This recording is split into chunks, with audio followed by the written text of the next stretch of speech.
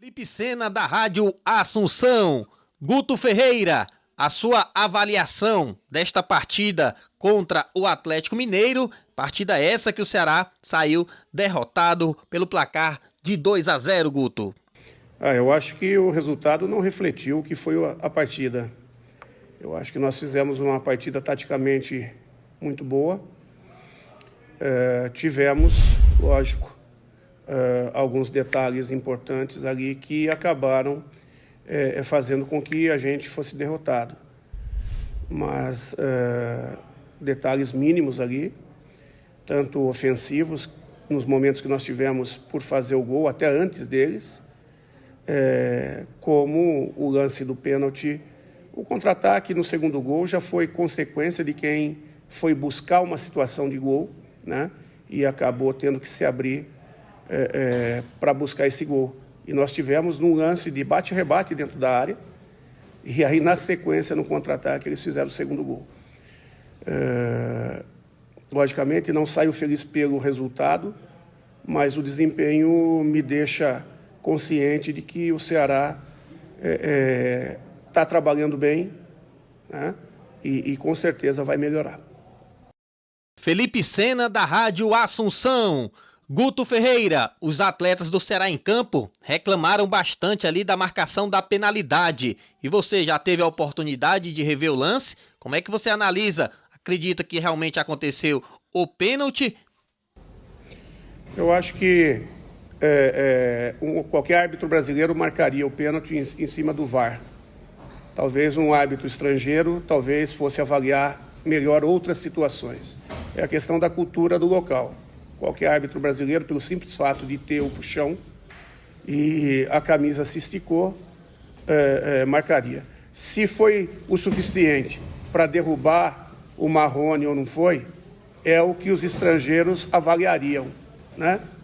Então, eu não tenho nada a reclamar, não, pela situação, porque nós jogamos no Brasil, não jogamos lá fora. Olá, Guto. Alexandre Mota, do Sistema Verdes Mares, e eu pergunto como você avalia o sistema defensivo da equipe, que apesar do resultado se portou bem e conseguiu anular, né, as principais jogadas do Atlético Mineiro. Eu acho que você responde praticamente na pergunta, né? Eu também gostei do sistema defensivo, né? Você vê que nós estamos trabalhando com a quinta opção, um menino recém-promovido das divisões de base e com personalidade. Entrou bem no jogo contra o Grêmio. Hoje vinha fazendo uma partida muito, muito consistente. E são lances que acontecem, são detalhes de velocidade do lance que acaba acontecendo. Mas eu acho que a nossa defesa vem se entregando muito, vem conseguindo ter solidez, né? E vamos trabalhar para que a gente possa também concluir melhor as situações que a gente vem criando. Foi um jogo, em termos de oportunidades, se não foi lá e cá, eu acho que nós tivemos até mais situações de contra-ataque do que eles. Eles tiveram posse e nós tivemos efetividade. Eles concluíram, eu acho que o pênalti, né? Que dentro da área eles não conseguiram ter nenhum lance claríssimo. Teve um, que foi uma defesa do Praça, né? Mas já foi um lance pós 1-0, se eu não estiver errado, né? Então, isso tudo conta, né? Porque o futebol é um jogo, acima de tudo, mental. E quando você é vazado, você perde um pouquinho a confiança. Assim como quando você faz o gol, você ganha confiança, né? Mas eu acho que a nossa equipe está caminhando bem e agora é pensar nos jogos dentro de casa para a gente poder recuperar na tabela de pontuação. Olá, Guto, aqui é o Alexandre Mota, do Sistema Verdes Mares, e eu te pergunto como você projeta e se já pode ter uma expectativa sobre os 2 próximos jogos, porque passados 3 compromissos, o Ceará soma apenas 1 ponto e agora tem 2 oportunidades de jogar em casa, apesar de atuar sem público. Mas como espera, né, o comportamento da equipe nesses 2 próximos jogos muito importantes aí durante a Série A? Eu acho que desde a nossa chegada, em momento algum, a gente não buscou a vitória, né? Tanto é que nós empatamos uma única partida. Sempre estamos buscando vencer E a nossa intenção é vencer os 2 jogos dentro de casa. Vamos pensar primeiro no jogo de quinta-feira. Então, total concentração e foco no jogo de quinta-feira. Aí depois a gente pensa no jogo de domingo. Olá, Guto, Renato Manso da Rádio Clube AM1200. Sobre o sistema ofensivo, né, o Ceará tem hoje teve a chance de chegar até o empate, né, com o Kleber, numa jogada ali, numa roubada de bola do Charles. O Ceará que se destacou pela defesa hoje, né, fez um bom primeiro tempo nesse aspecto, mas tem pecado, principalmente nessa hora dessas finalizações. Não é um time que tem feito poucos gols. Como trabalhar com esse grupo? Você está satisfeito? Espera contratações nesse sentido? Como avaliar o sistema ofensivo do Ceará? Obrigado. Bom, a primeira coisa é dar tranquilidade e confiança para eles. Se nós estamos reclamando que a bola não está entrando, é sinal que nós estamos criando, né? Então, isso já é um ponto extremamente positivo. Estaria negativo se a gente não estivesse criando situações nenhuma. Então, agora o tempo todo buscar melhoria, né? Confiança e buscar botar a bola para dentro dos trabalhos que a gente vem fazendo. Boa tarde, Guto. Eu sou Danilo Queiroz, jangadeiro Band News FM, futebolês. Guto, para mim, para quem viu o jogo, acho que esse resultado 2-0 para o Atlético Mineiro foi muito dilatado para o que foi a partida, para o que o Ceará jogou. E aí eu te pergunto, o que faltou à sua equipe, o que faltou ao Ceará para sair pelo menos com um pontinho nesse jogo no Mineirão? Eu também concordo contigo que 2-0 foi um placar muito elástico para o que foi a partida. Eu acho que principalmente foram pequenos detalhes, né? Num jogo desse nível, desse escalão, os detalhes decidem. A gente conseguiu equiparar o jogo e faltaram os detalhezinhos. Detalhes do pênalti, detalhes das situações de gol ali na frente, que são os jogos, é a rodagem, é a experiência, é o dia a dia que vai dando ao jogador, né? Aos jogadores, ao grupo, e a equipe vai ganhando confiança e vai crescendo. Guto, mais uma vez, Danilo Queiroz, jangadeiro Band News FM, futebolês. Guto, mais uma partida com algumas ausências, né? Alguns atletas por problemas clínicos, outros acredito que foram desgaste, né? A questão foi do desgaste para você não iniciar a partida com eles, entre eles Charles e Kleber, que não começaram o jogo. Eu queria que você confirmasse ou não, né? Se realmente foi desgaste, é o que eu imagino, mas você que sabe, que pode confirmar. E se for o caso de desgaste, eu gostaria que você explicasse essa necessidade de poupar os atletas em parte do jogo por desgaste. Poupar o Charles, poupar o Kleber, é claro que você tem informação, departamento físico, fisiologia, é isso que eu gostaria de saber. E claro, se não foi desgaste, que você explicasse aí o que é que você imaginou taticamente, o que é que você avaliou taticamente para deixar esses 2 jogadores para entrar depois, eles que entraram no segundo tempo da partida. Obrigado. Nem sempre o tempo de recuperação ele consegue fazer com que você recupere a 100%. Né? Você vê que nós jogamos na quarta-feira, nós tivemos viagem, e estamos jogando domingo, 11 horas da manhã. Antes disso, a gente tinha jogado no sábado, né? E para a semana, aí nós vamos ter um dia a mais, que é a quinta-feira, vamos ter um pouquinho, e depois, no domingo, nós vamos ter um dia a menos. E a gente vinha com um acúmulo de 5 jogos seguidos, e mais as questões da comemoração do título da Copa do Nordeste.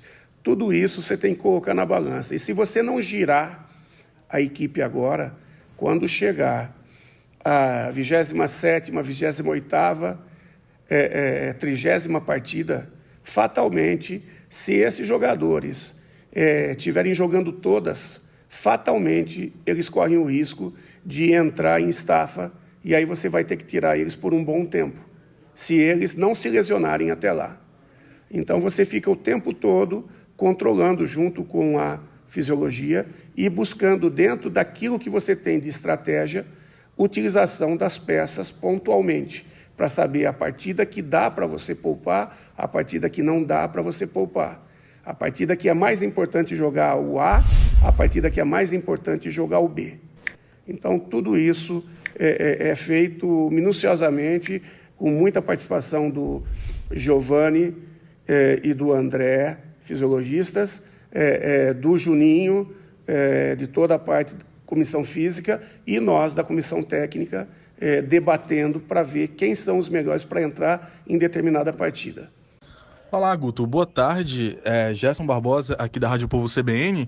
Eu queria saber exatamente com relação ao Fernando Sobral, né? É o segundo jogo em que ele joga por dentro, diferente do que ele vinha atuando nas outras partidas, contra o Sport, também nas partidas finais da Copa do Nordeste, ele jogava pela ponta, né? Agora, contra o Grêmio e agora contra o Atlético Mineiro, o Fernando Sobral jogou por dentro, né? E eu queria saber uma avaliação sua dessa nova posição do Fernando Sobral, né? Exatamente ali. É na posição de camisa 10, mas óbvio que a função, a gente sabe que posição e função são diferentes. Então, queria saber uma avaliação sua desses dois jogos e até do jogo de hoje, principalmente da entrada do Fernando Sobral pelo meio. Como nós praticamente estávamos com quase todos os número 10 que nós temos no DM, com exceção do Wesley, que ainda nós estamos começando a dar ritmo para ele, né? Hoje entrou na partida. Não é um jogador que entraria e jogaria 90 minutos, coisa que o Vinícius faz, né? Agora no retorno o Felipe não vai estar pronto para 90, mas vai estar pronto por um bom tempo, né? A gente tinha necessidade de ter um jogador de força por dentro para dar solidez de marcação, e no jogo contra o Grêmio, quem fez a parte de criação pelo lado do campo foi o Leandro, né? E optamos pelo homem de velocidade, que foi o Matheus. E hoje, não tendo o Leandro, foi o Lima que fez uma boa partida. Eu acho que foi muito bem no jogo também. Então, a gente tinha dois homens que tinham um pouco mais de poder de articulação, um volante carrilheiro e um volante mais de contenção. Foi essa a proposta para que a gente... Como o time do Atlético tem um jogo muito forte por dentro e muito direto, a gente fortaleceu o meio, a frente da área, ali da defesa, obrigando eles a tocarem para a linha lateral, e na linha lateral a gente encaixotava para a roubada de bola e contra-ataque no costado dos laterais que vinham para dentro. Eu acho que foi uma estratégia que só não foi efetiva 100% porque faltaram os gols. Se a gente tivesse conseguido marcar os gols, talvez a gente estivesse hoje comemorando toda a estratégia do jogo. Olá, Guto. Boa tarde. Gerson Barbosa de novo aqui da Rádio Povo CBN. Eu quero saber da questão do Wesley, né?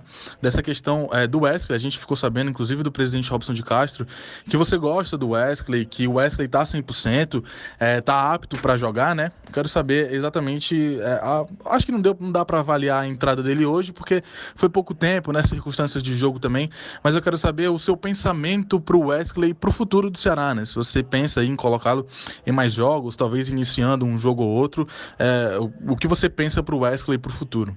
O Wesley é um jogador de qualidade, sim. É um jogador que tem um toque diferenciado, só que a gente carece de evoluções, né? Quando a gente assumiu, e ele vinha de um histórico de 2 anos, onde praticamente ele não teve sequência. Ele saía do DM, fazia 4, 5 jogos, machucava, saía, e isso vai debilitando o atleta na questão do lastro de jogo. A gente está aí com quase 3 meses, ele não vem jogando, mas também ele vem treinando forte e não vem se contundindo. Agora, à medida que ele vai entrando e vai respondendo, ele vai ganhando minutos, né? Vai ganhando minutos na medida que a gente vai necessitando, vai ganhando minutos, e a gente espera que ele possa evoluir e vir a recuperar o jogo, que sempre foi um jogo de altíssimo nível. Olá, Guto Ferreira, muito boa tarde. Aqui eu, Desviana, da Rádio Clube AM 1200, levando em consideração o rendimento da equipe. Qual a avaliação da estratégia de jogo adotada para essa partida contra o Atlético Mineiro? Eu acredito que eu já respondi, né? Essa situação, se puder repetir essa pergunta da estratégia, né? Eu acho que eu já respondi. Desculpa. Boa tarde, Guto Ferreira, Jorge Bruno do Portal Show de Esportes. A torcida reclamou muito por questão do Kleber não estar como titular de início na partida. Essa entrada dele aos 20 do segundo tempo foi uma forma de querer pegar o Atlético já desgastado e surpreender a equipe mineira? A primeira coisa que nós pensamos foi em não perder o Kleber, né? Que vem numa sequência, um jogador que não vinha jogando nesse ritmo, nessa intensidade.